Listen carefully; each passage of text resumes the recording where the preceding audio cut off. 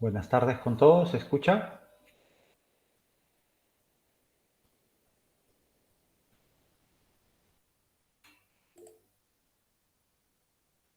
Sí, profe, muy bien. ¿Se escucha muy bien? Ok, gracias, Mónica.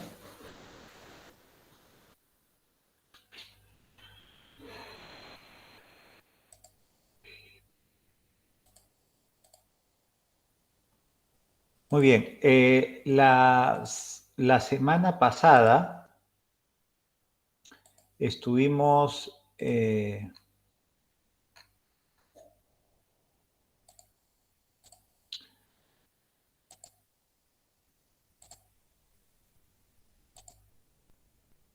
estuvimos hablando sobre algunos aspectos teóricos del psicoanálisis, ¿sí? Sobre todo en la intervención terapéutica. Todavía no estoy mostrando ninguna diapositiva, chicos, ¿eh? Y habíamos hecho una habíamos dado una definición sobre psicoterapia. Yo les había mencionado que definiciones sobre psicoterapia hay muchas. Es más, ¿no? Yo creo si cada uno de ustedes, ¿no? se propusiera en este momento de desarrollar una definición de psicoterapia, la, la harán en función a sus al modelo teórico, ¿sí? que ustedes sienten mayor afinidad.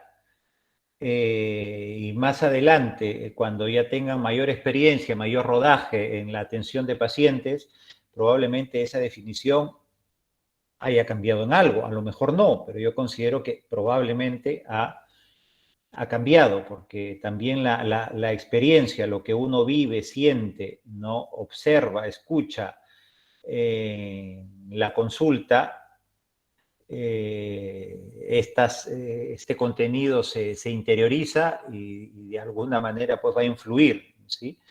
en la, en la idea, ¿no? sobre esto, ¿no? que llamamos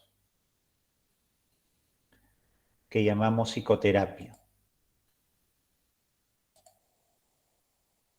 Habíamos hablado también sobre algunos conceptos importantes como la abreacción, ¿sí? ¿Lo recuerdan? Sobre la abreacción.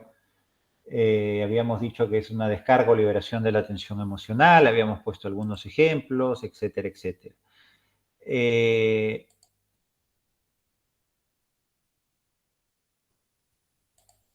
Pero lo que no vimos, acá hay unos videos, sí, que ustedes van a ver el enlace en las diapositivas.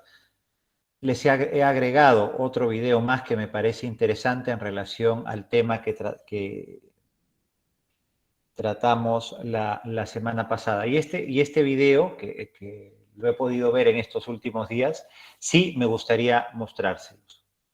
Considero que es importante. A ver, un momento.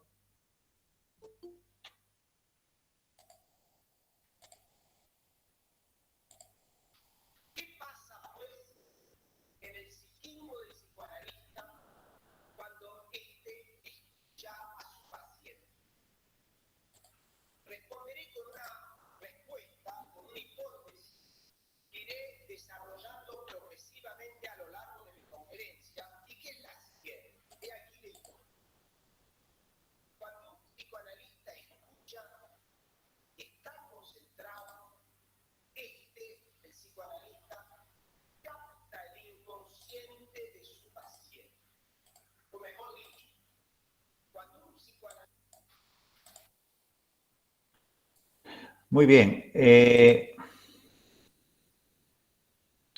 Muy bien, chicos. Vamos a escuchar este video. Juan David Nacio es un psicoterapeuta, es un psicoanalista argentino, bueno, que viene desarrollando su actividad clínica ya desde hace muchísimos años, ¿no? Consideren, actualmente tiene como experiencia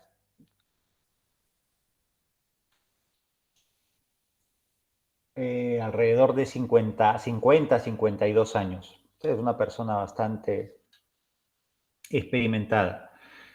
Así que vamos a ver un video de este señor. Una parte, ¿sí? Una parte del video, porque esto forma parte de un contenido que dura más de hora y media, ¿no? Vamos a ver un extracto, ¿sí? Para que ustedes después, ¿sí? Lo puedan comentar, hacer un análisis de esto que van a escuchar, ¿sí? Y este análisis, obviamente, ustedes lo tendrán que comentar, porque me gustaría escuchar el parecer de ustedes. ¿Qué es lo que piensan? Si están de acuerdo, si no están de acuerdo. ¿Es demasiado o es muy poco? Y por ser muy poco agregarían algo más a esto que ustedes van a escuchar. Ahí les comparto la...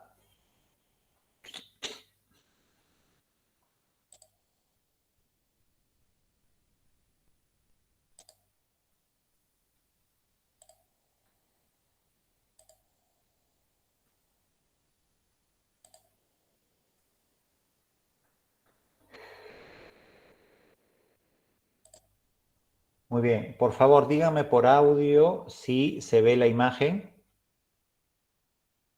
Sí, sí se ve, profe. Sí, muy bien, vamos a escucharlo, ¿eh?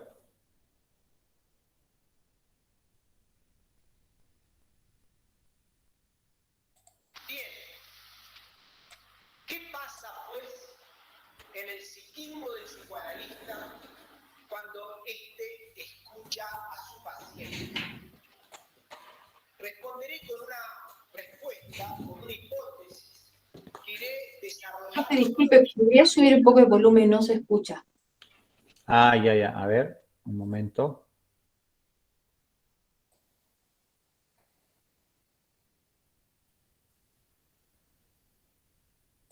Está bien alto, ¿eh? A ver, voy a subirlo más.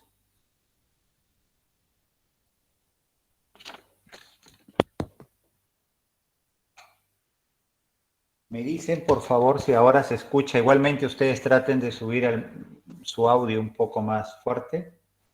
Aquí, como ven, está al tope, ¿eh? ¿Qué pasa pues en el psiquismo del ¿Se escucha ahora? Sí, ahora sí. Ah, perfecto. Ok. psicoanalista cuando éste escucha a su paciente? Responderé con una respuesta, con una hipótesis que iré desarrollando progresivamente a lo largo de mi conferencia y que es la siguiente. He aquí la hipótesis. Cuando un psicoanalista escucha y está concentrado, el psicoanalista, capta el inconsciente de su paciente. O mejor dicho, cuando un psicoanalista escucha, opera mentalmente una percepción fantasmática del inconsciente del analizado. Ahora bien, ocurre a menudo que este momento de escucha, este momento de captación, es seguido inmediatamente de una palabra que el analista comunica a su paciente. Esta palabra es la que llamamos una interpretación. Ciertamente la escucha y la interpretación que la sigue tienen valor si provocan una modificación benéfica del estado del analizado. No olvidemos que el análisis es algo más que una experiencia humana e intelectual, es también y sobre todo un medio para aliviar el sufrimiento del paciente. Escuchar a un paciente no es solo captar el inconsciente, es también producir una mejoría sensible en su estado de analizante.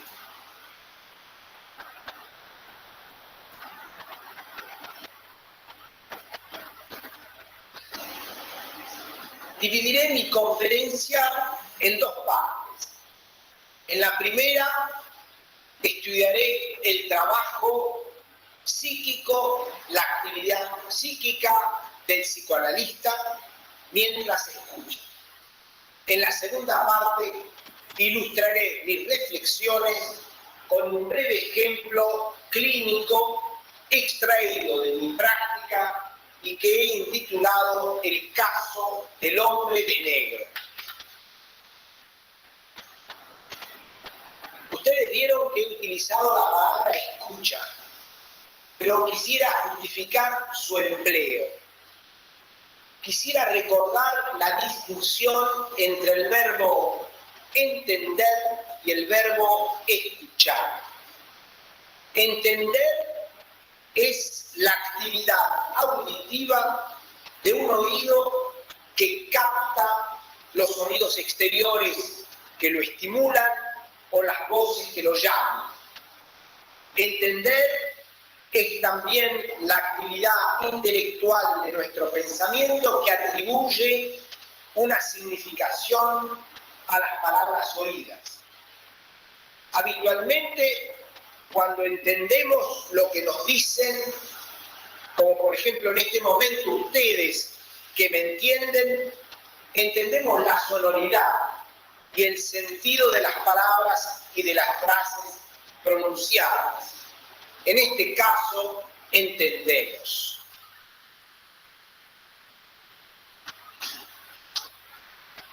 Pero cuando escuchamos, se trata totalmente de otra cosa.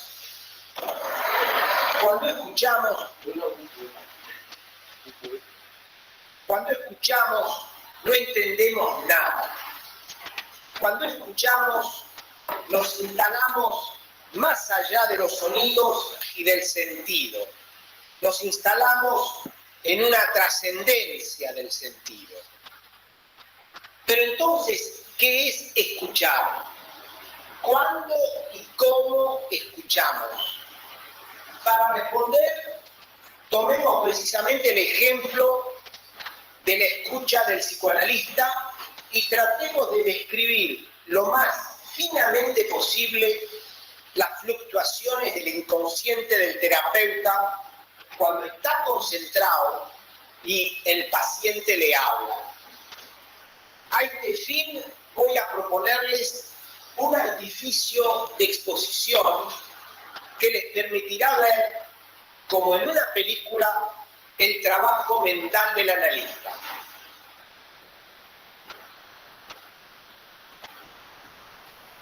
Imaginemos que un camarógrafo invisible entra silencioso en el interior de la consulta, en el medio de una sesión, en el momento en el que el analizante está hablando, echado en el diván, o bien el analizante está hablando sentado frente a frente con el terapeuta.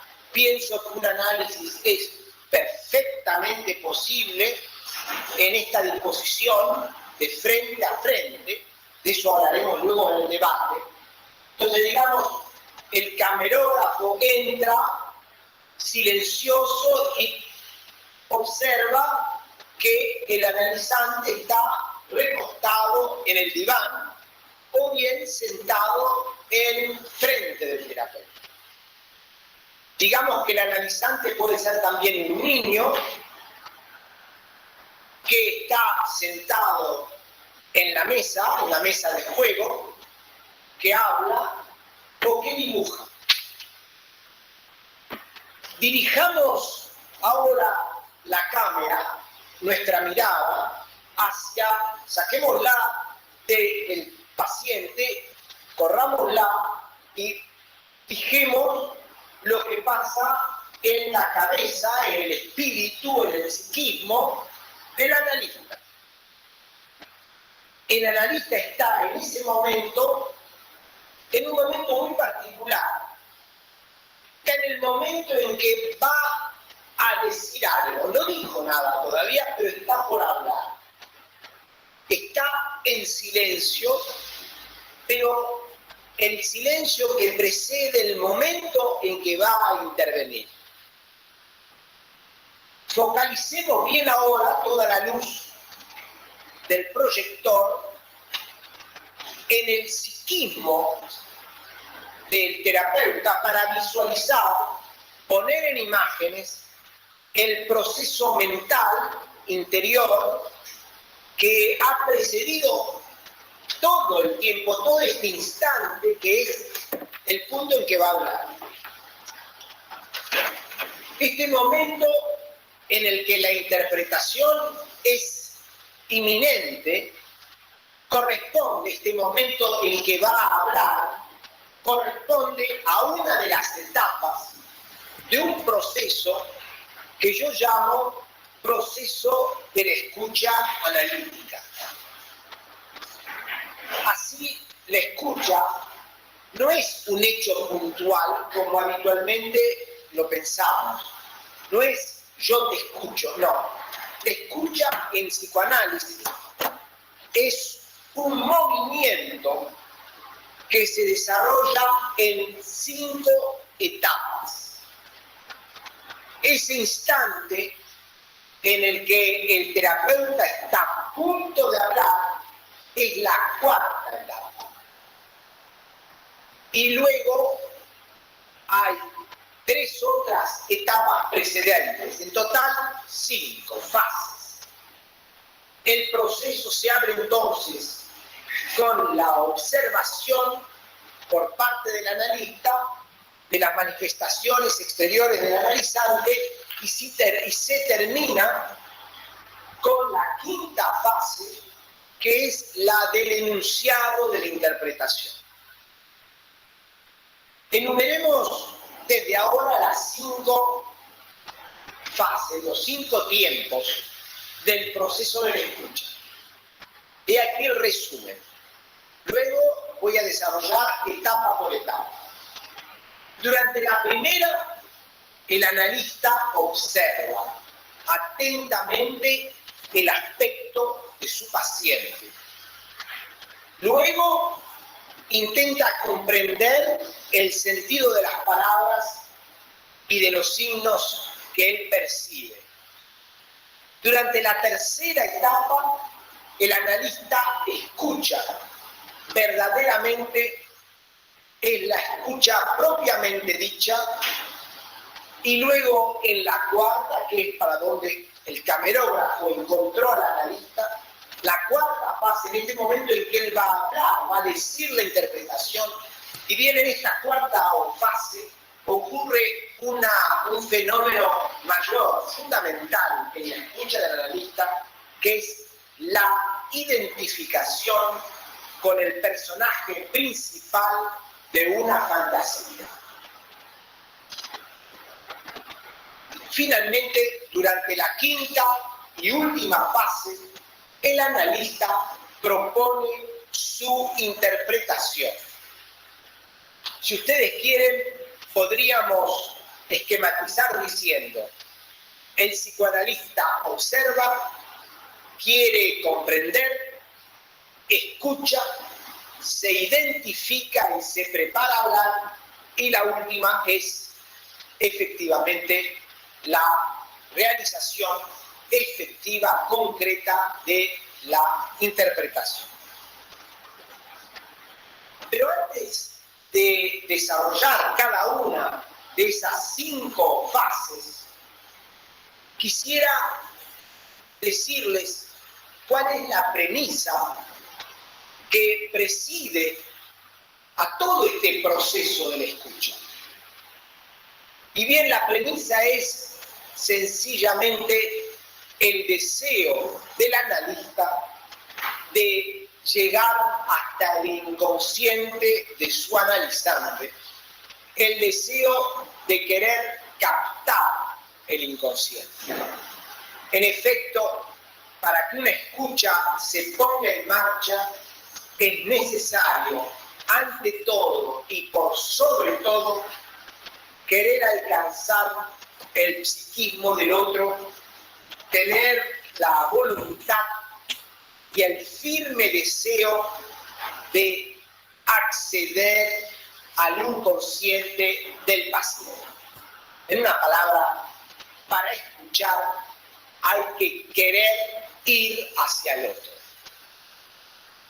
Dicha esta premisa, pasemos ahora a la primera fase, a la fase inicial de la observación.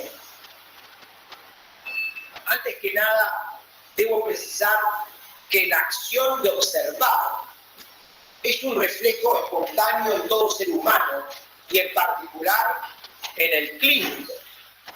Sin embargo, considero necesario de formalizar la observación con un tiempo de la escucha. Entre otras cosas porque se ha desprestigiado mucho la observación en la práctica del analista, como si el analista no tuviera que ver nada, que sentir nada, taparse los ojos, taparse la boca y taparse las orejas. No estoy de acuerdo con esta especie de prejuicio que se ha insinuado de manera implícita, casi imperceptible, de que el analista no tiene que observar, lo único que tiene que hacer es escuchar. No. La observación es la primera etapa de la escucha.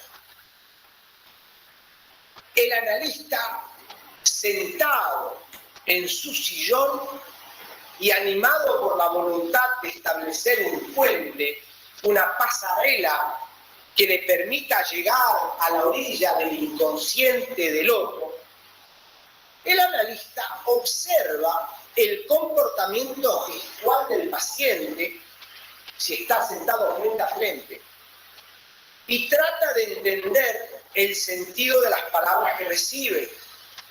Cuando se trata de un niño sentado a la mesa de juego, un analizante frente a frente, como acabo de decir, el terapeuta está atento a la mínima expresión del rostro, expresiones distraídas de la parte del otro.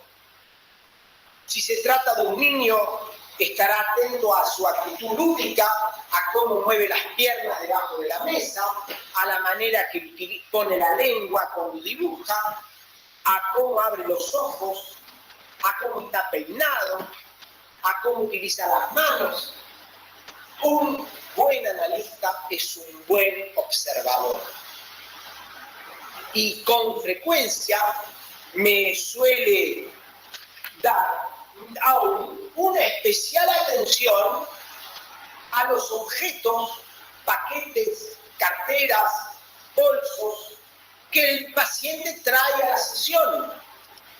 Cuando vienen los pacientes con sus bolsos, a veces abiertos, grandes, así como si pidiera, por favor, mírenme lo que tengo adentro, es importante de observar que trae un bolso abierto. No hace falta ir a mirar que está dentro del bolso, pero es importante que el paciente sienta que el bolso no es algo hecho por casualidad.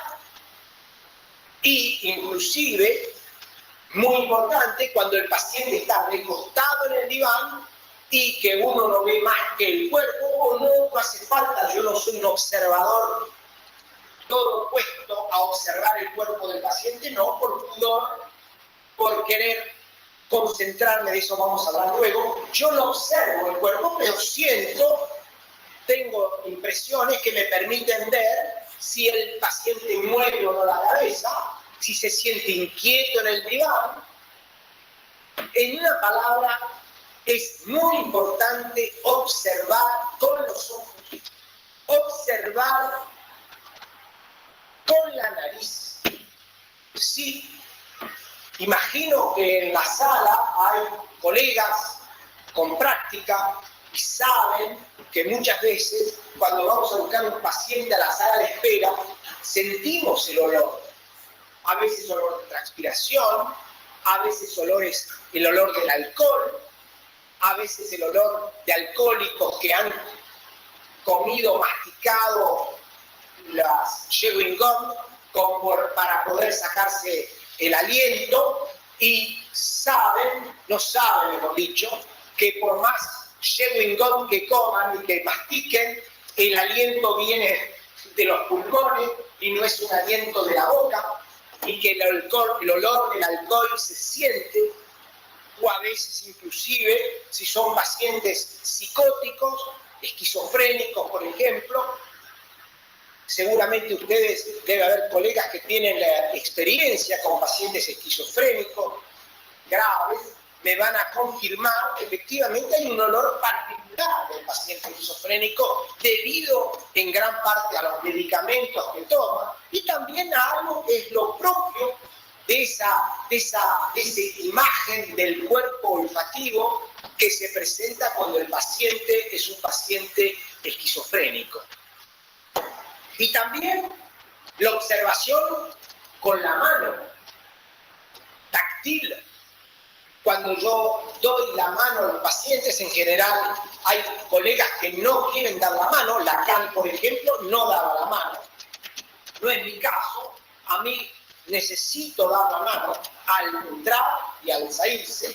Y cuando doy la mano es importante porque siento la mano del paciente como una mano blanda, a veces una mano en tensión, a veces una mano fría, a veces una mano húmeda.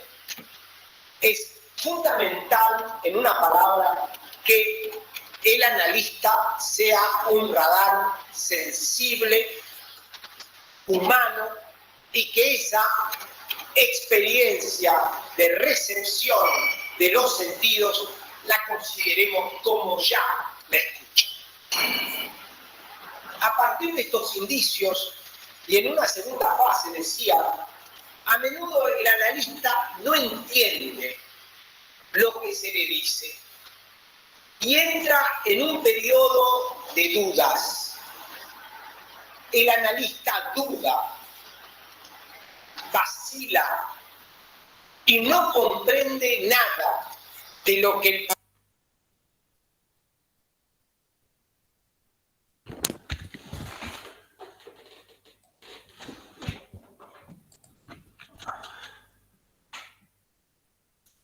Muy bien.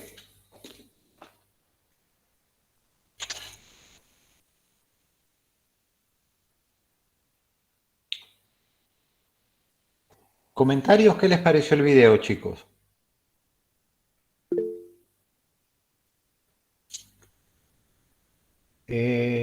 Mónica, buenas noches. Buenas noches, profe. Bueno, me gustó muchísimo el video. Creo que es una perspectiva muy humanista la que se ha dado.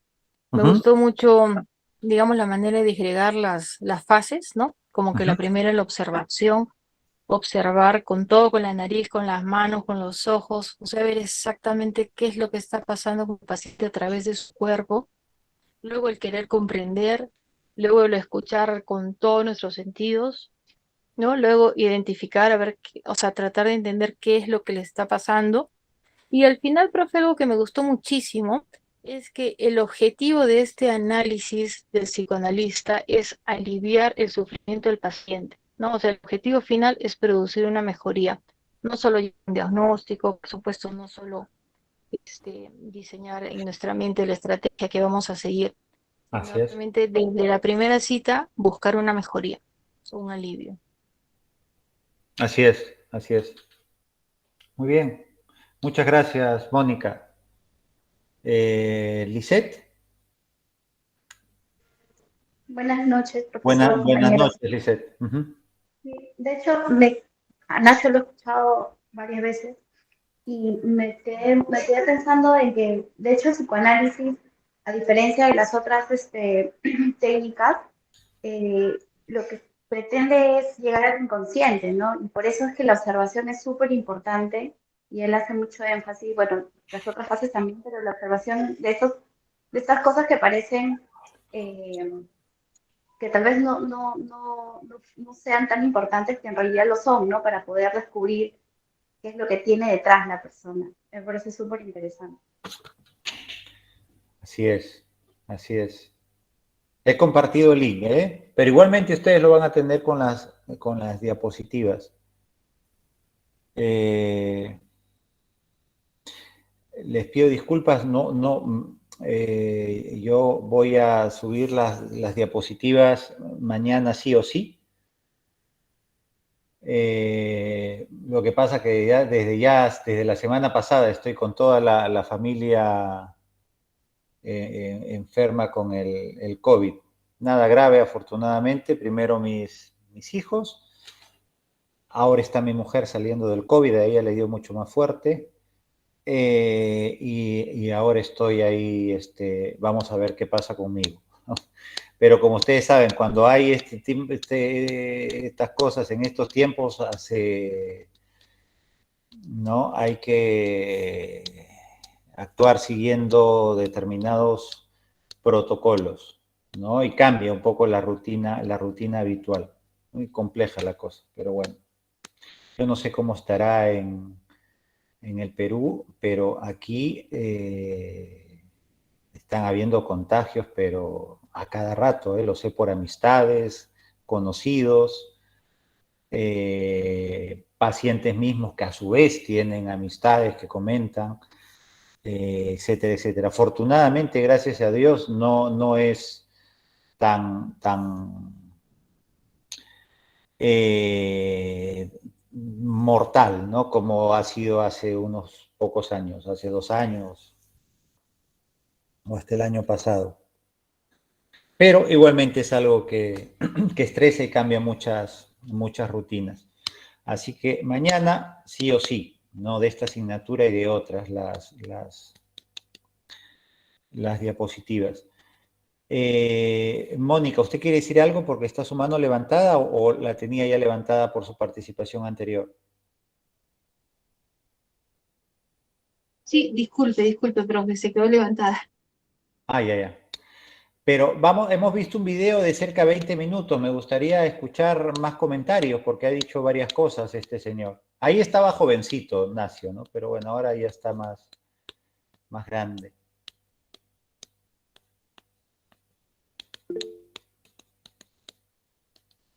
Gilda, buenas noches. Así, profesor, buenas noches. Bueno, a mí lo que me sorprendió bastante de lo que dijo el psicoanalista es que es cierto que yo desde que he iniciado, por ejemplo, la carrera, la terapia de un psicoanalista es escuchar, solamente escuchar. Y como él dice que él nos explica que no es así y no debería ser así, ¿no? Y está algo así como que ya definido, ya que solamente deben escuchar.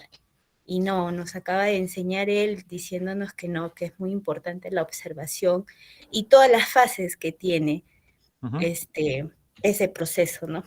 Eso nada más, profesor. Gracias. Claro, gracias Gilda. Bueno, esos son lo que se dice, ¿no? Pero eso, digamos, son los mitos, ¿no? ¿Alguien levantó la mano, Miguel? Marco Franco, profesor. Ah, Marco. ¿Qué tal, Marco? Buenas noches. Buenas noches. Sí, interesante el hecho de que si tenemos esa escucha activa, como mencionó nuestra compañera, a través de la observación, utilizando todos los sentidos, el llegar no tanto a escuchar lo que dice, sino a escuchar lo que no dice. Porque Claro. no solamente es lo que él está diciendo de manera verbal, sino los gestos, los ojos, la mirada, el entender cómo mueve los ojos luego con el tiempo, si está mintiendo, cómo va vestido, es muy interesante, o sea, prestar mucha atención y diría, como dices, o sea, es una parte de la escucha, pero es una parte no dicha. Y se llega al punto, pues, de entender lo que él está sintiendo. Diría yo que cuando escuchamos de verdad, es como que nos estamos poniendo en los zapatos de esa persona y logramos ver desde otra perspectiva lo que él no quiere ver o sencillamente no logra ver para poder, como mencionó Mónica, poder darle la calma, la tranquilidad y la mejora que él necesita. Así es. Así es.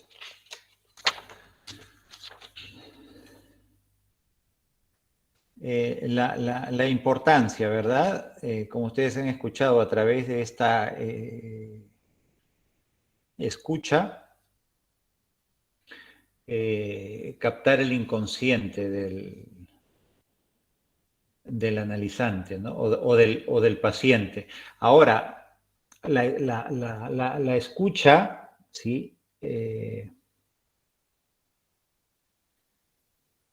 Voy a decir una obviedad, pero es importante decirla, no es propiedad del psicoanálisis, ¿no? Yo creo es propiedad, ¿sí? De, de cualquier enfoque de intervención, de cualquier enfoque psicoterapéutico. Es verdad que en el psicoanálisis se ha dado, ¿no?, una mayor importancia.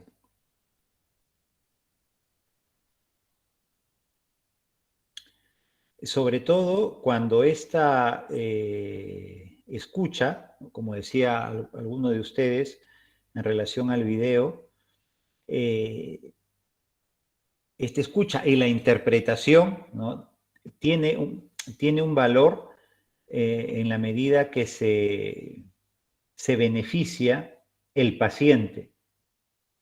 Porque el objetivo, ¿verdad? El objetivo de cualquier intervención psicoterapéutica, sea psicoanalítica, humanista, rogeriana, cognitivista, lo que sea, es el bienestar del paciente. Cualquier intervención va orientada a generar un bienestar en el paciente. Esto no quiere decir, y lo digo para que no se malinterprete, esto no quiere decir que dentro del proceso terapéutico que atraviesa el paciente, éste pueda pasar o pueda atravesar por momentos o por sesiones en las cuales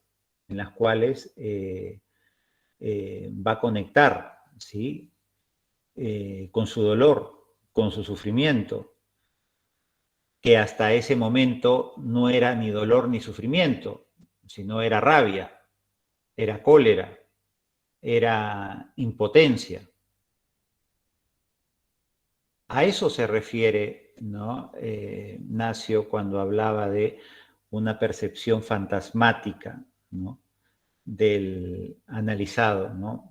Observar eso, lo que decías tú, Marco, eso que no se dice, eso que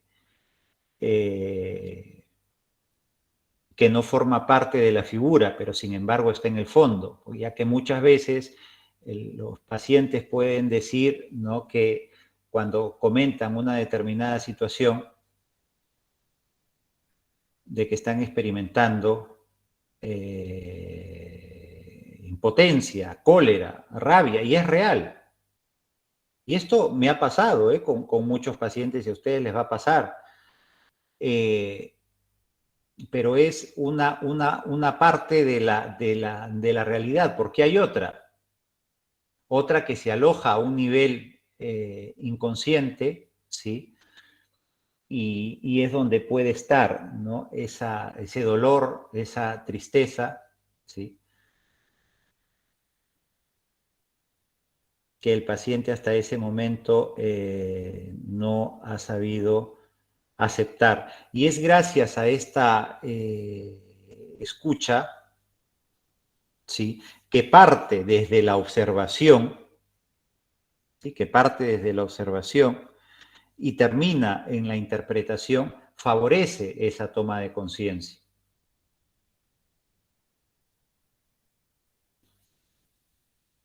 Pero como ustedes pueden ver, esto también lo trabajan otros enfoques psicoterapéuticos, chicos, ¿ah? Desde siguiendo otra metodología, por supuesto, siguiendo otra metodología. Esto lo trabaja la Gestalt también. El enfoque cognitivo-conductual, las creencias nucleares, ¿sí?, los esquemas maladaptativos, son las creencias nucleares, estos esquemas maladaptativos están alojados, no están en la conciencia, están muy adentro. Y si queremos utilizar un lenguaje freudiano, están alojados en el inconsciente. Pero ya sabemos, gracias a Milton Erickson, que bueno, en el inconsciente también, ¿sí? Hay cosas que no tienen que ver necesariamente con conflictos, con traumas, etcétera, sino también con otros aspectos que están más asociados, ¿no? a los recursos, a las fortalezas del paciente.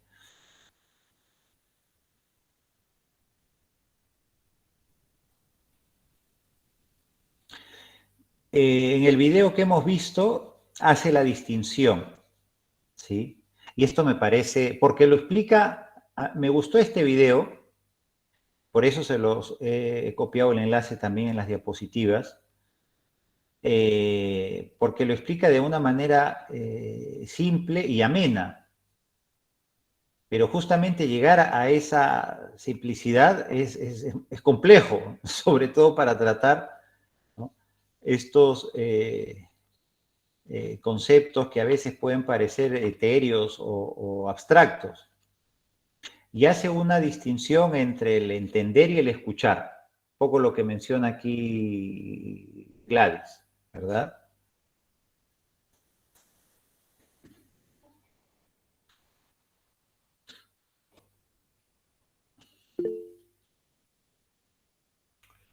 Sí, Mónica.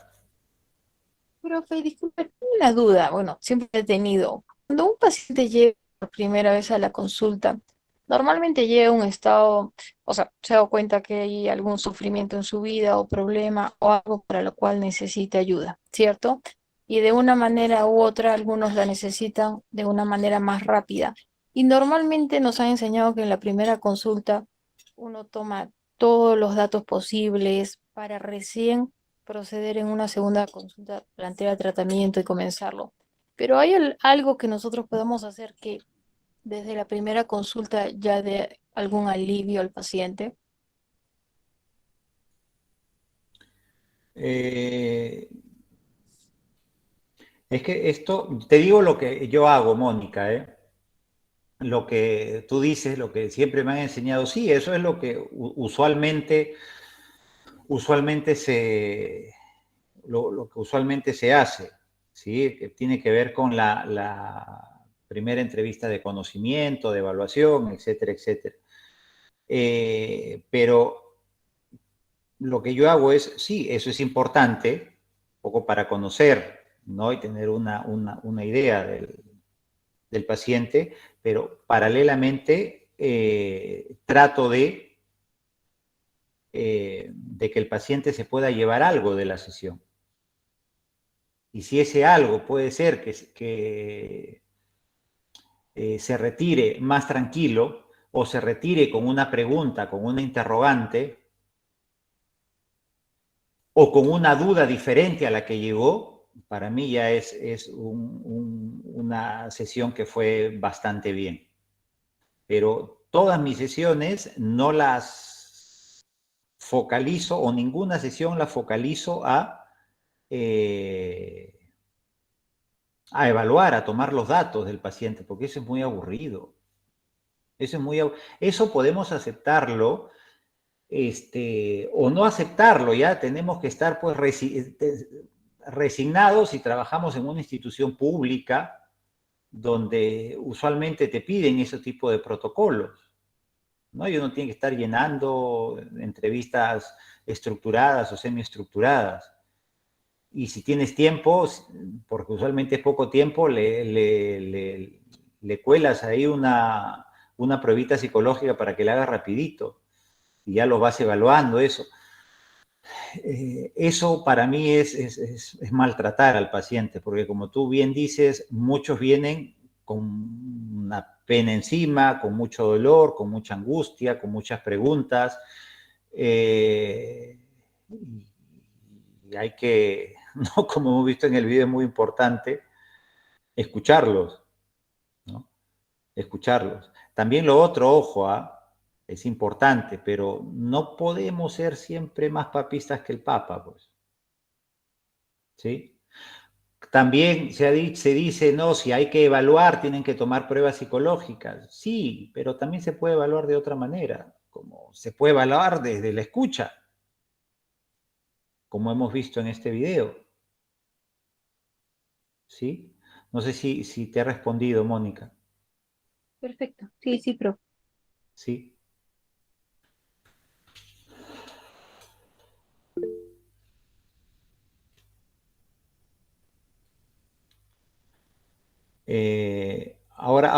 Buenas noches, Jocelyn. Ahora te doy la palabra. Justo esta tarde me llama al teléfono una persona, no es paciente, pero un potencial paciente, pero básicamente llamaba muy angustiado el hombre, pero se lo notaba con la voz, con esta voz temblorosa, angustiada. Yo lo habré escuchado 15 minutos porque me empaticé con su estado, ¿sí? Y básicamente lo que él quería era saber si la mujer con la que está, porque en estos 15 minutos prácticamente me dijo casi toda su vida, tiene remedio o se va a curar. Esa fue su palabra que utilizó. Doctor, ¿me puede decir, por favor, si mi mujer se va a curar? Y yo le digo, ¿se va a curar de qué? ¿Que está enferma? No, lo que pasa es que tiene mucha inestabilidad emocional y ahora está asistiendo a una terapia individual, desde hace un mes. Pero lo que pasa es que yo no veo cambios y yo ahora me estoy planteando la posibilidad de ya dejarla, de ya no regresar con ella. ¿O usted qué me recomienda? ¿O la espero? ¿Qué hago? Estaba completamente desesperado. Entonces yo le hice algunas preguntas y me terminó hablando de su anterior pareja, madre de sus hijos, con la que ya se han separado, se han divorciado. Pero resultó que su anterior pareja tenía problemas de trastorno límite de personalidad diagnosticado y para él también fue muy duro. Y ahora está con una chica que tiene inestabilidad emocional. Entonces, él se está planteando si darle más tiempo para que mejore su inestabilidad emocional. Yo le pregunto, pero ¿acaso tiene el mismo trastorno que su mujer? No, es solo inestabilidad emocional. Fue lo que me dijo. Y me hizo la pregunta si en un mes usted cree que ya se puede curar eso. Yo le digo, no te podría responder, ¿verdad? Como lo hubieran podido responder también ustedes, ¿no? Hay muy pocos elementos para decir si dar ese tipo de respuesta, pero sí le dije, ¿no? Le traté de decir que pueda tomar la situación con calma, ¿sí? Y que en un mes, estamos hablando de 4 sesiones que ha tenido esta chica con inestabilidad emocional, según refiere él, podríamos decir que aún no es mucho tiempo, mejor que espere. Pero eso es la figura, que es una figura, verdad, muy rica de muchos elementos. Pero la pregunta que nos podríamos hacer también, no se la hice, pero si hubiera sido no ya un paciente o atendiéndolo de una manera formal y observándolo, ¿no? Es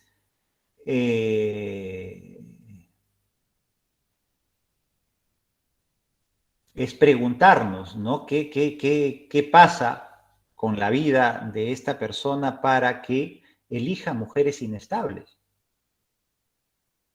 Porque él ahora tiene su atención está focalizada hacia afuera, hacia su pareja actual. ¿Se va a curar o no se va a curar de su inestabilidad?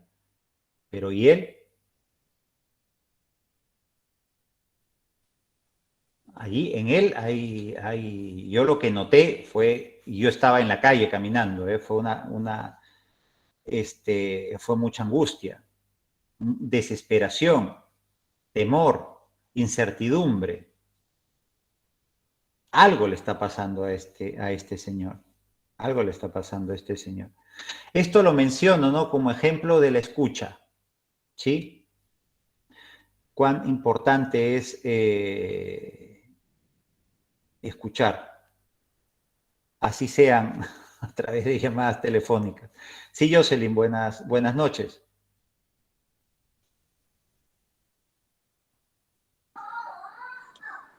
Jocelyn, buenas noches, profesor. Sí, perdón, buenas noches. ¿Qué tal, Jocelyn? Yo quería hacerle una consulta respecto a la pregunta que habían mencionado anteriormente, ¿no? De acuerdo al enfoque terapéutico, yo quiero saber si, es que una vez en un video escuché a una psicoterapeuta que ella abordaba a sus clientes de un modelo humanista y que en el modelo humanista, ¿no?, bajo este enfoque del modelo humanista, no realizaba test, que ella hacía básicamente entrevistas y en ese hablar, ¿no? En ese hablar se iba realizando pues la terapia, buscando, no iban tanto al pasado, iban al pasado solo para entenderlo y que se enfocaban más en sus recursos de hoy en el presente, ¿no? Para poder tratar eso que le sucedió, incluso regresar un poco a eso con los recursos de ahora para salir de eso, ¿no? Pero que no, y que incluso nunca le decía al cliente, no le dicen paciente ellos, le dicen consultante, también, que nunca le dice vamos a hacer 8 sesiones, no, sino que es el consultante, el cliente quien va a decir hasta cuántas sesiones y ya está, o una más o 2 más, ¿no? Pero que no, me llamó la atención, no sabía que no le realizaba cuestionarios. Entonces quería saber si eso es así o no sé, o depende de cada uno. Sí, si uno se rige al enfoque, se ciña al enfoque humanista, usualmente no aplican test psicológicos, ¿sí? Pero esto también depende, porque siempre prevalece el estilo del terapeuta. Y yo he conocido algunos terapeutas gestálticos, ¿sí?, que en determinadas situaciones aplican pruebas psicológicas, como el MMPI o el Milo. Depende también de la apertura, de la flexibilidad del terapeuta, de su experiencia, de sus conocimientos, etcétera, etcétera. O sea, yo creo que a tu pregunta hay muchas respuestas, Jocelyn. De acuerdo, entiendo. ¿Sí? Gracias. De nada.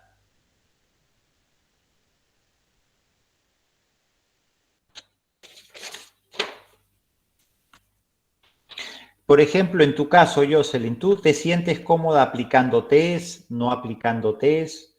Porque esto es importante, que ustedes se tienen que sentir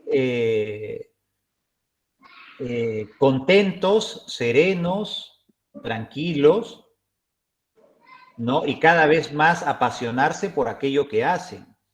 No es porque me dijeron que tengo que aplicar test, lo tengo que hacer. Eso es para primaria, ¿no? O sea, es muy importante que ustedes vayan construyendo su estilo, su manera de abordar, de afrontar cada caso, porque una cosa es la teoría, lo que yo les puedo estar diciendo, les pueden estar diciendo los demás docentes, ¿no? Porque muchas cosas de lo que yo digo tiene que ver con mi experiencia, las cosas que me suceden en consulta, y que de alguna manera están asociadas, condicionadas a mi historia de vida. Entonces es algo muy individual, muy personal, muy subjetivo. lo mismo le va a pasar a ustedes. De acuerdo. O sea, eso tienen que tenerlo en consideración, ¿sí? Les pongo un ejemplo. ¿Algunos de ustedes usaría títeres en la consulta terapéutica? Si es con niños, probablemente, ¿no? Yo ¿Por qué conozco, no? claro, ya, yo Profesor, conozco terapeutas profesor, que yo lo creo que son utilizan. herramientas. Ay, Ajá. sí, quería hablar. Yo creo que los títeres, los muñecos, y entre otros objetos vienen a ser herramientas, ¿no? Que van a permitir abordar de mejor manera, dentro de la psicoterapia, más aún cuando se trabaja con niños, Claro, claro. porque con niños tú no puedes abordar desde este hecho de hacer las preguntas circulares, ¿no? O sea, No, no, no. no puedes abordar, sino es a través Del de juego. los Así es. juegos incluso, ¿no? Tirándole una pelotita, a ver, cuando tú agarras la pelotita, me dices tu nombre y así, ¿no? O sea, como jugando, ahí vamos sacando la información o incluso a través del dibujo, ¿no? Por ejemplo, para poder saber cómo es la dinámica de su familia, por ejemplo, ¿no? A ver, dibuja, vamos a dibujar algo que nos gustaría dibujar, ¿no? En familia, por ejemplo, y sale, ¿no? ¿Dónde está tu mamá? Acá, ¿no? ¿Y por qué la mamá está con las manos en la boca, ¿no? No, es que no habla mucho, entonces, o sea, por ahí yo creo que sí es importantísimo, considero. Sí, sí, por supuesto que es importante, ¿no? En los niños todo lo que tiene que ver con la terapia del juego, o inclusive ahí está el juego diagnóstico también. O sea, no solamente el juego como una herramienta, como un instrumento, como una actividad terapéutica, sino también, ¿no?, como una manera para comprender la realidad del niño. Porque por la etapa del ciclo vital que atraviesa el infante, pues es difícil, ¿no? Muchas veces lograr de construir un diálogo como uno lo pueda realizar con un adulto. Por eso en los niños, como dices tú, Catherine, es importante, ¿no? El empleo, o es de mucha utilidad el empleo de técnicas proyectivas o test proyectivos, o el dibujo mismo, ¿sí? Sí, profesor, por ejemplo, ahorita me recuerdo sobre un casito, bueno, he llevado yo un curso de formación de terapia y yo recuerdo cuando la psicóloga mencionaba sobre un caso de un niño que había sufrido bullying y, por ejemplo, con este niño que tenía 10 años, él era muy temeroso, no salía a los recreos. Entonces la psicóloga le empieza un poco a preguntar, ¿no? Este niño, a ti quién te gusta de los héroes, ¿no? Y él decía, a Hall es fuerte, es grande. Entonces tú cuando te sientas así, con esa timidez, con no querer, entonces te vas a convertir en Hall, ¿no? Porque Hall es grande, es fuerte, es seguro.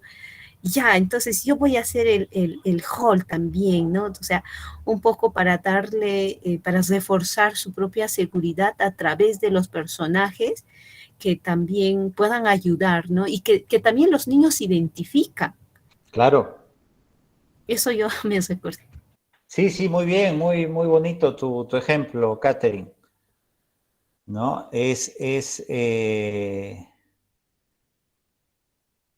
Claro, utilizar eso que al niño le agrada, le apasiona en beneficio de la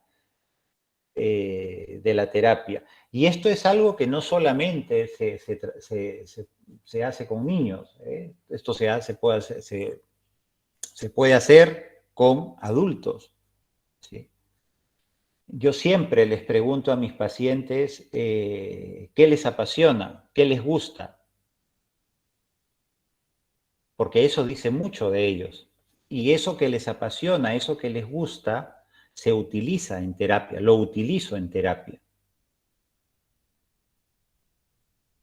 No, que ahora no me apasiona nada porque estoy así perfecto, pero ¿qué te apasiona? ¿Que antes te apasionaba algo?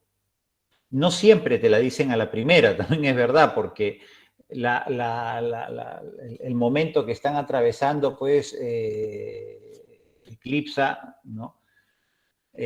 Otras áreas de su vida rica de herramientas, de recursos, pero hay que ir a buscarlos. Eso es clarísimo, ¿eh? Yo creo que esto debe ser lo digo así de esta manera, ¿ya? Una norma independientemente del enfoque terapéutico sobre el cual estemos trabajando. De lo contrario, vamos a psicopatologizar todo. Y eso me parece, sí,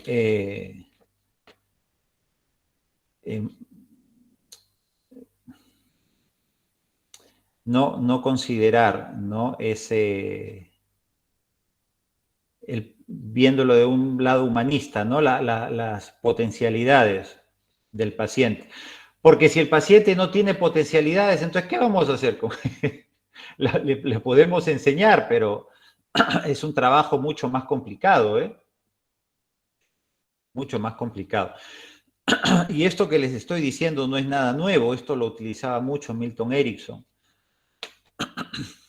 Bueno, y todo el enfoque humanista también, ¿verdad? Y todos los representantes del enfoque humanista. Ustedes han mencionado, chicos, en relación al video que hemos visto, ¿sí? Estas 5 etapas, ¿verdad? Estas 5 etapas de la escucha. Y la escucha comienza, ¿desde dónde? A ver si han estado atentos. Desde la observación, profe. Perfecto, desde la observación, ¿verdad? La observación, como mencionaba anteriormente, nos va a permitir comprender el sentido de lo que nos diga y haga el paciente, el consultante, el cliente, como quieran llamarlo. Y es muy importante esto que puede parecer una obviedad.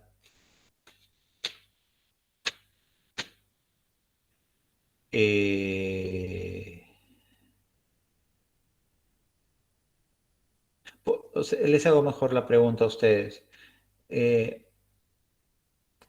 Los colores de vestimenta que usa el paciente o con los que viene a consulta, ¿consideran ustedes que es importante eso? ¿No es importante?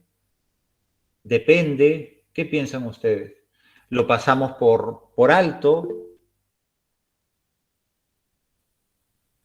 A ver, Catherine y después Mónica, pero antes de, por favor, un momento, voy a traer un vaso con agua, un momento.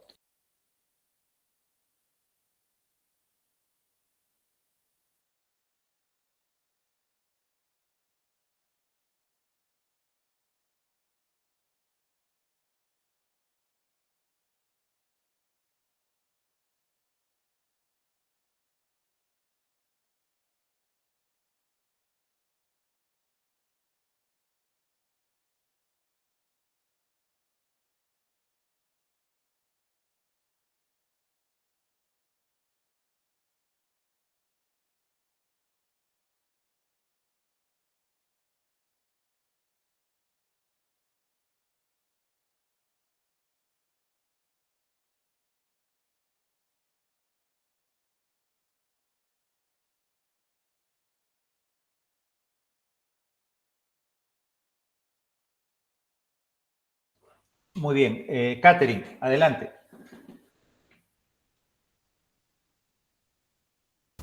Sí, profesor, yo considero importante, se podría decir, muy relevante el tema de la comunicación no verbal, La comunicación no verbal que se puede visibilizar en el color de la ropa, en la mirada, cómo está la persona, en los movimientos de manos, ¿no? Del mismo cuerpo incluso, ¿no?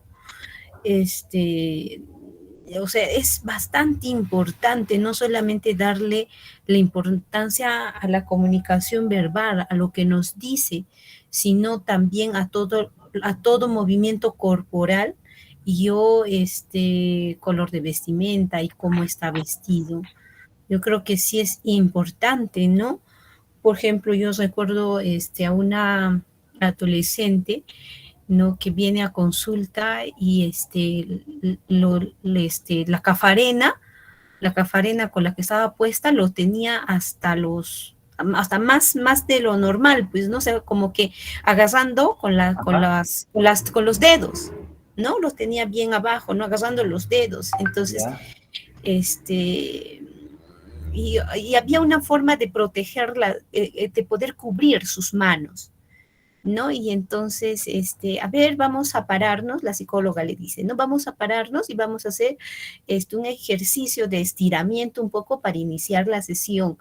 Y cuando levanta la mano, la adolescente, recién ahí se puede ver el tema del cutting en sus manos, ¿no? Porque como lo tenía bien agarrado, entonces ahí como que no se podía observar, pero detrás de esa forma, ¿no? De estar con la prenda, estaba la información, pues, Claro. ¿no? Entonces, detalles como esas, de alguna manera, no debemos dejar pasar.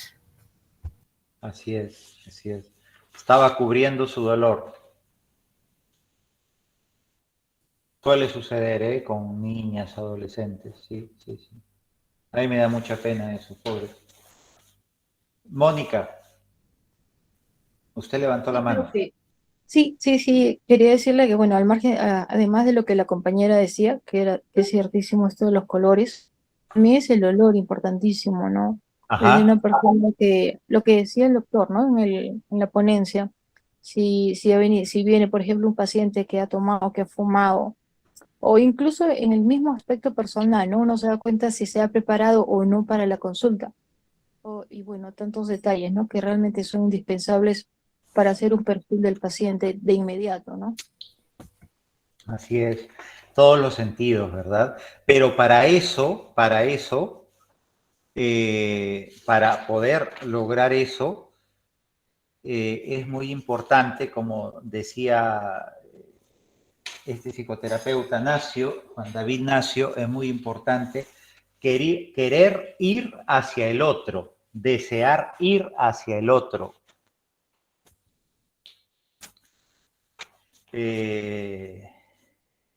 ¿Ustedes están dispuestos a hacer eso?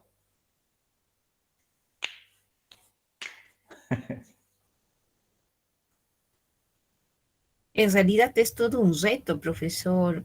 Por eso es que no solamente se podría decir, la formación académica nos da las herramientas para ingresar a este bastante apasionado, porque me gusta a mí el tema de las terapias, pero también no solamente el tema académico, sino cómo es que estamos nosotros preparados para asumir este papel de psicoterapeutas, porque también es importante ese trabajo personal, porque venimos también de bueno, cada uno de seguro tenemos una historia familiar donde, bueno, hemos vivido, se podría decir, en mi caso, pérdidas, ¿no? Yo perdí a mi papá ha tenido problemas con el alcohol, he iniciado muy tarde mis relaciones de pareja, entre otras cosas, que permite este proceso personal mío, de alguna manera desestructurar, ¿no? Desestructurar e ir con una mirada mucho más transparente, ¿no? Sin prejuicios míos, ¿no? Sin creencias incluso de mi familia, ¿no? Porque a veces yo llevo mi propia demanda, ¿no? Ajá. Y confundo la demanda con los pacientes, ¿no? Entonces, yo creo que es muy importante, ¿no? Yo soy trabajadora social, trabajo en el Ministerio de la Mujer con personas, ejercicio de violencia, y yo como persona, yo suelo hacer mi proceso de terapia por lo menos 1 o 2 sesiones al año, porque a mí me permite también estar en ese equilibrio emocional. Pero 1 o 2 sesiones al año, Sí, ¿no le parece muy poco? es muy poco, sí es muy poco, pero de alguna manera intento yo también verme a mí, ¿no? Darme esa posibilidad, ¿no? De estar pues en equilibrio. Incluso, por ejemplo, ahora con el nuevo grupo de internado, nosotros vamos a iniciar internado en julio y nos están pidiendo un certificado psicológico. Y esto es interesante, ¿no? Porque también nos permite ir nosotros como estudiantes de psicología a un poco vernos cómo estamos, ¿no? Y me pareció muy interesante porque también eso me permitió ir a un psicólogo y un poco comentarle mis cosas, ¿no? Y entender algunas actitudes mías también. Claro.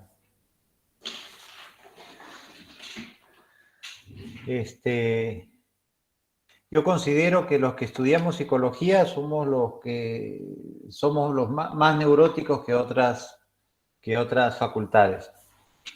Al menos en mis tiempos, ¿eh? No sé cómo será ahora. De verdad, de verdad, de verdad. Lo necesitamos sí o sí. Muchas gracias, Catherine, por sus comentarios, ¿no? Y trate de no imponer sus demandas, sino los pacientes no le van a durar, ¿eh? Porque es importante escuchar las necesidades del paciente, no nuestras necesidades. Porque si escuchamos nuestras necesidades, el paciente quiere ir al punto B y nosotros vamos al punto Z. Y esto desafortunadamente suele pasar, ¿no? Cuando no nos escuchamos. Cuando no nos escuchamos. Lo que mencionaba anteriormente, creo que fue, no recuerdo, no sé si fue Ana o Jocelyn en relación a los olores. ¿Quién fue? Yo, profe, Mónica. Ah, Mónica. Y eso es muy cierto, eso es muy cierto. Yo lo descubrí, lo de los olores,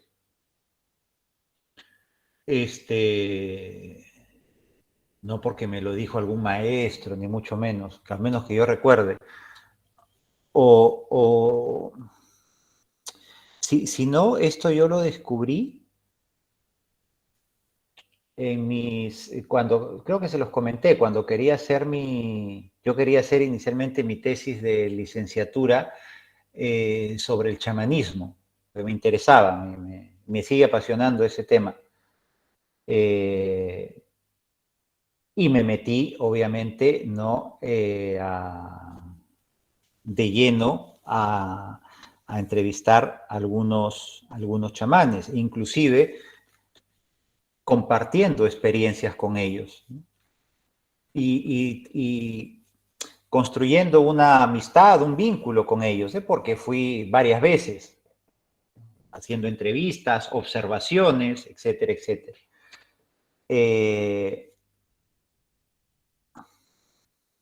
Bueno, sin embargo, esa tesis no la concluí, cambié de tema porque me pedían en la universidad, ¿no? Que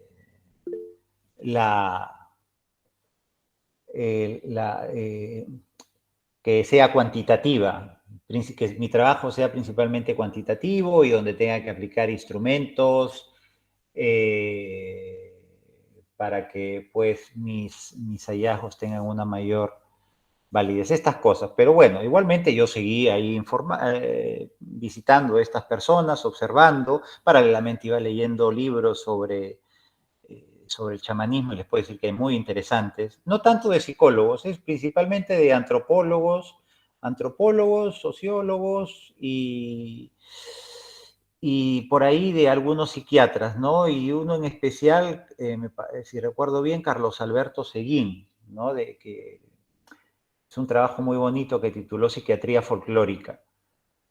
Y en esas incursiones, sí, que hice con estas personas, vi que los chamanes trabajan muchísimo con los sentidos, es increíble, y con la observación. E interpretan, porque yo estaba ahí observando, o sea, yo les puedo decir todo lo que les estoy diciendo es lo que yo observé, y escribí también en relación a ello. Interpretan cada olor, le dan un significado, tiene un simbolismo, obviamente desde su cosmogonía, ¿sí? Desde su cosmovisión, perdón. Tiene un simbolismo, un significado que después va a tener un sentido, ¿sí?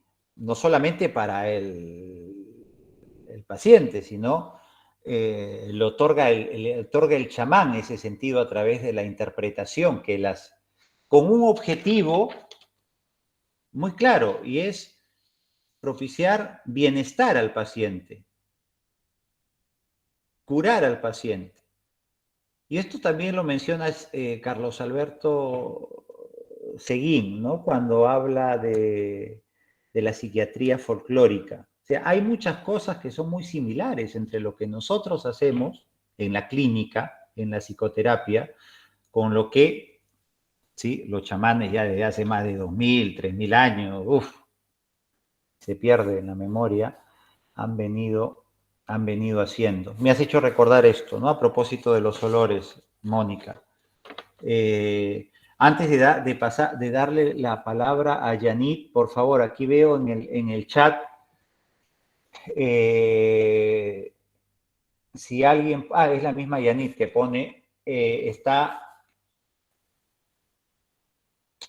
esperando el link del WhatsApp. Si está aquí presente, la persona que es administradora del grupo podría colocar el enlace. Si no estuviera alguien de los que está en el grupo, podría decirle que coloque el enlace en el foro de novedades para que así sus demás compañeros puedan agruparse. Sí, por favor. Primeramente, ¿ustedes tienen grupo de WhatsApp, chicos, de esta asignatura? Sí hay, profesor, pero quien tiene que compartir el link es la delegada, o bueno, la administradora. Claro, claro. Sí Pero, hay, sí tenemos. pero ¿está la administradora? La verdad no lo sé. ¿O el número de la administradora? Yo te doy. Ya, yo le escribo, profesor. ¿Puedes escribirlo ahora mismo, por favor? Sí, sí, profesor.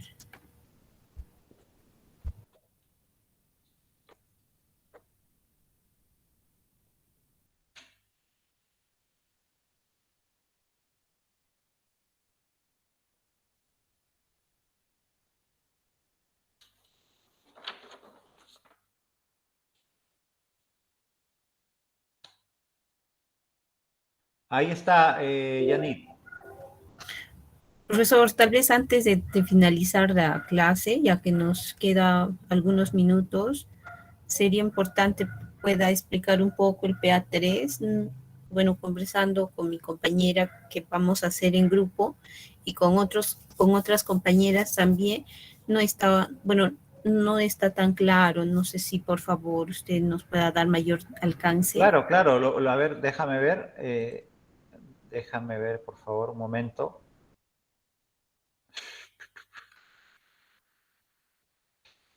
Uy, tengo que abrir el foro.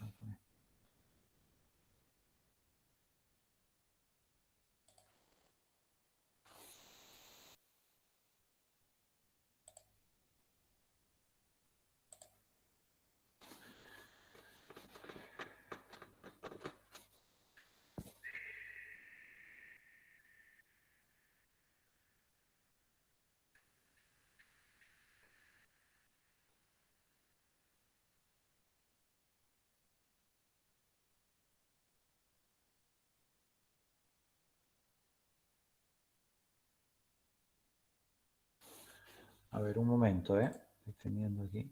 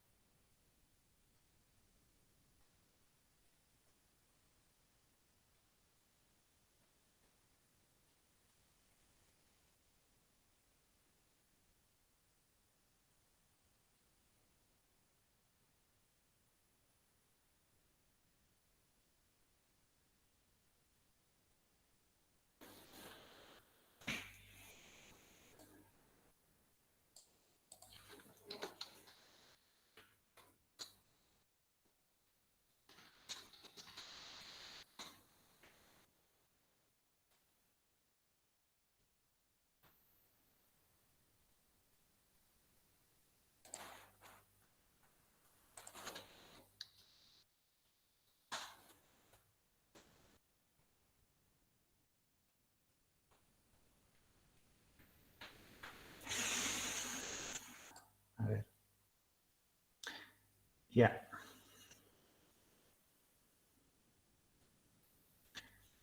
A ver,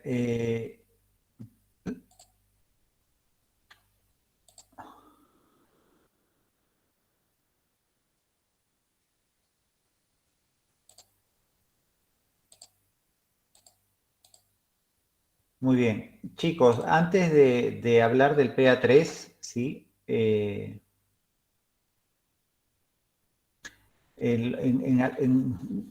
No en pocos, desafortunadamente, sino en varios, muchos, ¿no? Lo que han presentado es más que una entrevista, un caso, es resultados que arrojaban determinadas pruebas psicológicas. Entonces yo cuando leía el caso y después veía el apartado de instrumentos utilizados, me empatizaba con el paciente y me preguntaba al mismo tiempo cómo han podido aplicarle tantas pruebas psicológicas a una sola persona en tan poco tiempo. Y a algunos les he puesto de que esto no es un curso de pruebas psicométricas o test proyectivos, es métodos y técnicas psicoterapéuticas. ¿Sí? O sea que esto es importante porque, bueno, hay algunos trabajos que de verdad son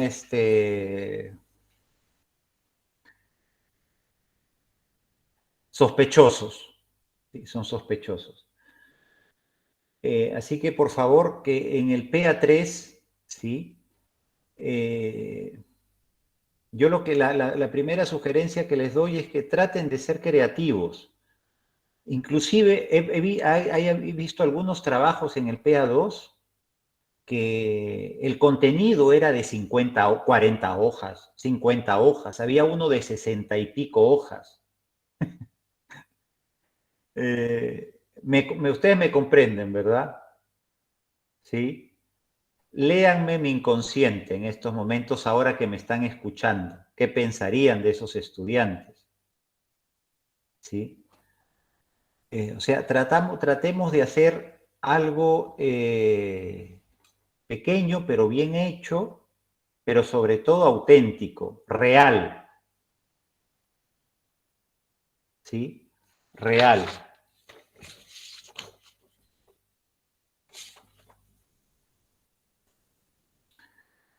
Bueno, en relación al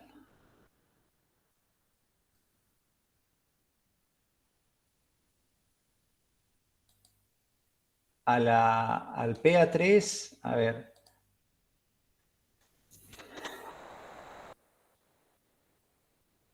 Bueno, otra cosa. Hay mucha gente en el PA2 que no ha leído bien las instrucciones, entonces ha ido directamente a temas. ¿Y qué es lo que ha hecho? Una revisión bibliográfica de terapia, de lo que está escrito en el apartado temas. A ver, voy a compartir con ustedes esto ya para...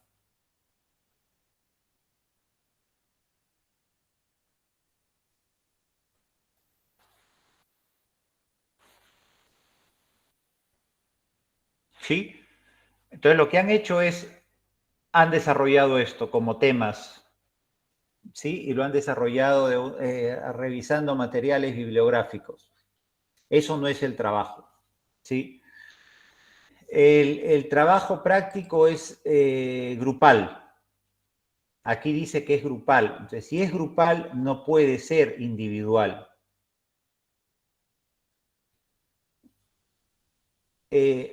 ¿Ustedes prefieren hacer el trabajo de a 2 o de a 3? De a 2, profe. De a 2. Perfecto.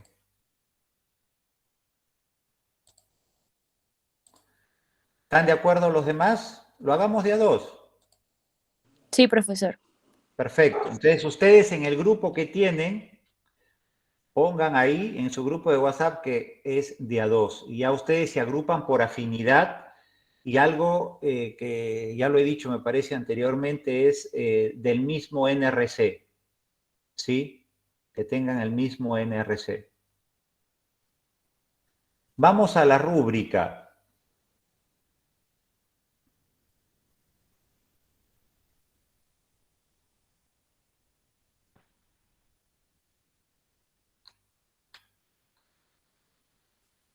Vamos primero con el enunciado, ¿ya?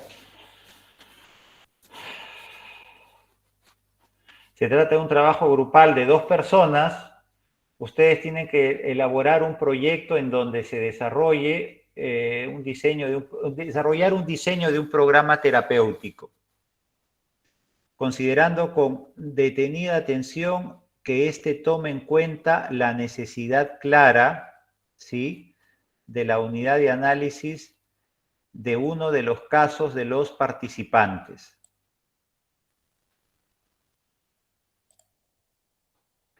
Es importante presentar el material logrado a través de la evaluación considerando los siguientes aspectos.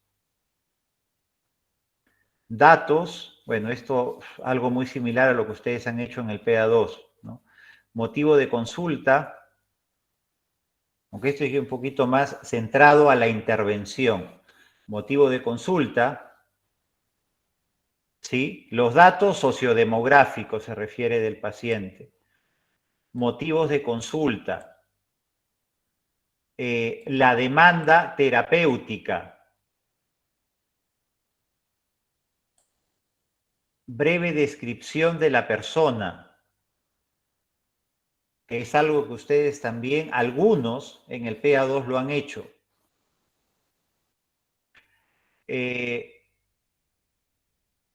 Anamnesis, protocolos de test aplicados, etcétera, etcétera, y el diagnóstico. Ahora, esto de las pruebas psicológicas, no le van a aplicar 3 o 4 pruebas psicológicas a un paciente, pues. Porque algunos han presentado eso, pero ya voy a ser más explícito. No es que lo hayan no es que lo hayan aplicado para este curso, sino que han hecho un copia y pega del curso de test psicológicos. Pero tratemos de evitar ese tipo de malas estrategias, ¿sí? Y centrémonos en el motivo de consulta del paciente y escuchándolo, como hemos visto, observándolo, comprendiéndolo, y si consideramos necesario, si las dos personas consideran necesaria aplicar algún test, háganlo, pero que no sea más de uno. Porque para mí me es más importante, ¿sí?, la comprensión que ustedes tengan del caso. La comprensión que ustedes tengan del caso, porque en función a la comprensión que ustedes tendrán del caso, ¿sí?, podrán elaborar su proyecto de intervención. ¿Sí? Su programa terapéutico.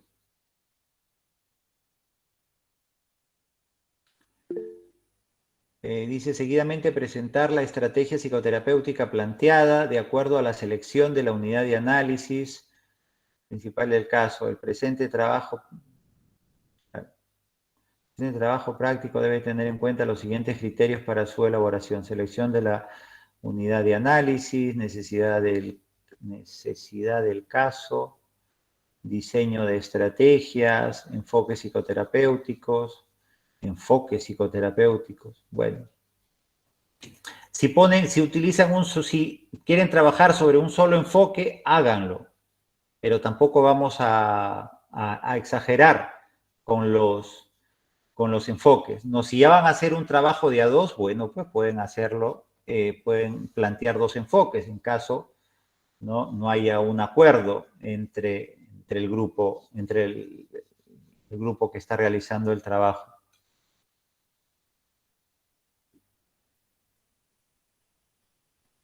¿Alguien levantó la mano? Sí, profesor.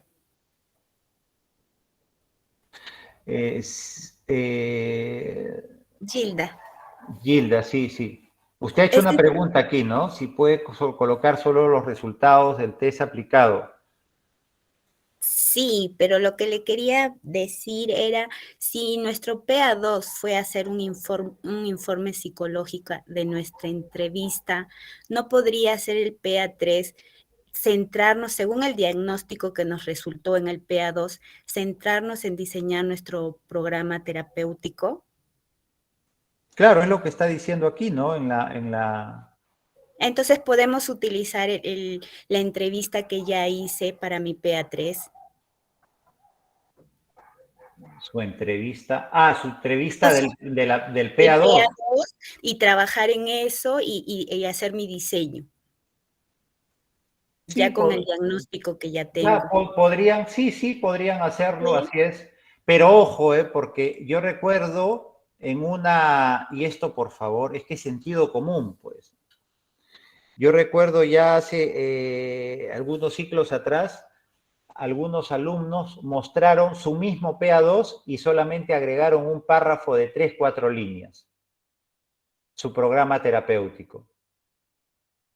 No, pues incluso, profesor, creo que nuestro título ya no debería ser informe psicológico, ¿no? Sino diseño de programa terapéutico y hacer un resumen de nuestro informe según lo que nos está pidiendo. Así es. ¿Sí? Perfecto. Excelente, Gilda. Excelente. Listo, profesor. Y una última preguntita. Yo tengo una duda. ¿A qué se refiere selecciona adecuadamente la unidad de análisis del caso? ¿Se refiere a mi caso? ¿A qué caso estoy seleccionando o a otra cosa? Al caso que usted va a analizar y que va a proponer su programa, su intervención, su programa terapéutico. Ya. Listo, profesor. Muchas gracias. Muy bien, chicos. Lo dejamos aquí. Yo ya tengo que irme a descansar. Ya es tarde. Y bueno, le deseo mucha suerte en su trabajo. ¿Sí? Muchas gracias por su participación, sus preguntas, como siempre, muy buenas. Un abrazo, hasta luego. Hasta luego, profesor. Chao. Chao. Nos vemos, profesor.